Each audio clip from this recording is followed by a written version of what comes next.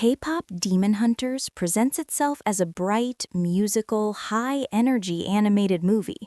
Flashy songs, colorful visuals, likable characters, a clear good versus evil story.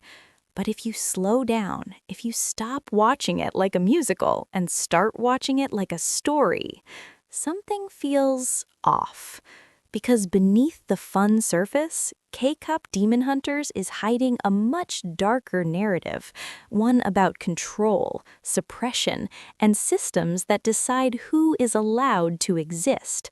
Today, we're breaking down 21 secrets the movie never explains out loud, details hidden in animation choices, character behavior, and lore rules that completely change how the story works.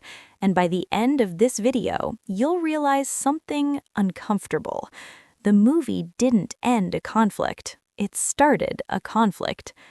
Secret 1. Demons don't actually die.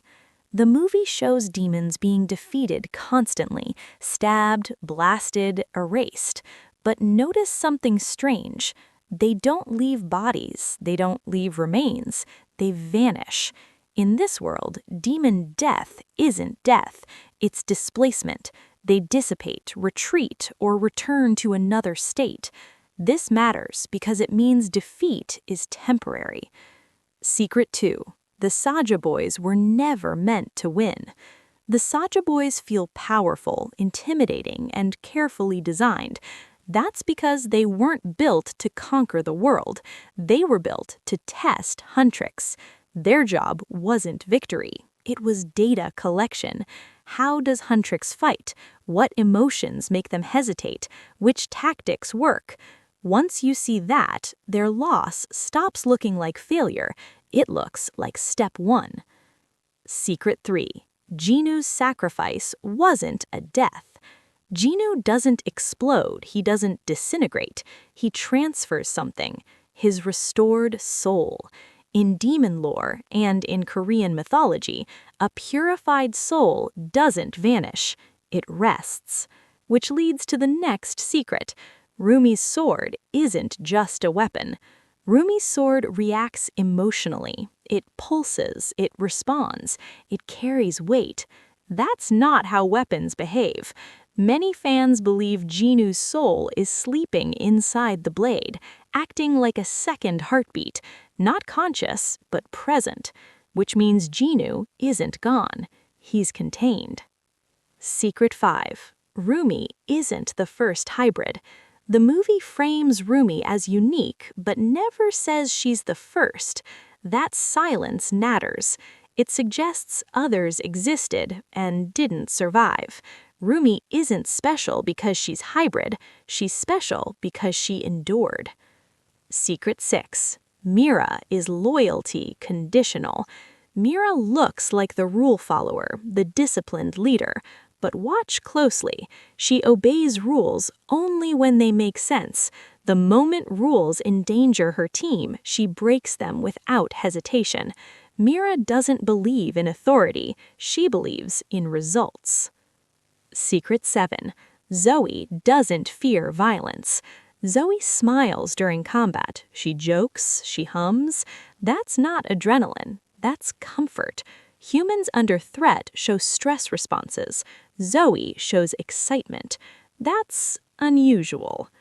Secret 8. Zoey chooses intimate weapons on purpose. Zoey uses small, close-range blades. Those are the most dangerous weapons to use for the wielder. She chooses proximity. That suggests she doesn't just tolerate danger, she seeks it. Secret 9. Zoey is never questioned. Rumi is monitored, Mira is evaluated. Zoey? No one checks her. No warnings, no concern, no scrutiny. That silence isn't trust, it's oversight. Secret 10. Huntrix is not trusted, only tolerated. Huntrix isn't celebrated by the system. They're allowed. There's a difference. They're useful until they're not.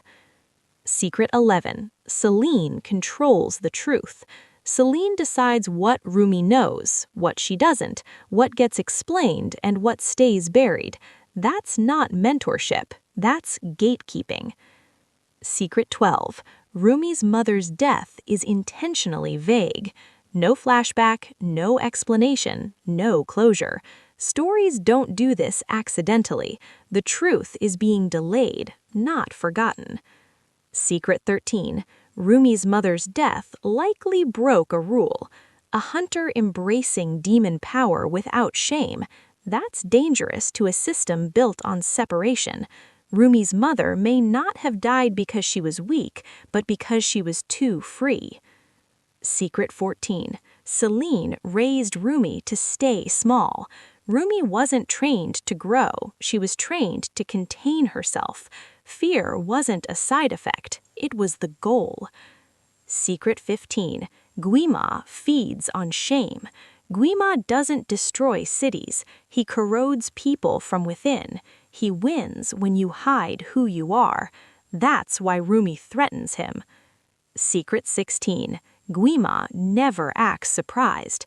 Even in defeat, he remains calm, like someone watching a predicted outcome. Secret 17. Mystery Saja was designed differently. His eyes glow red, but not in rage. They activate during analysis. He doesn't feel, he calculates. Secret 18.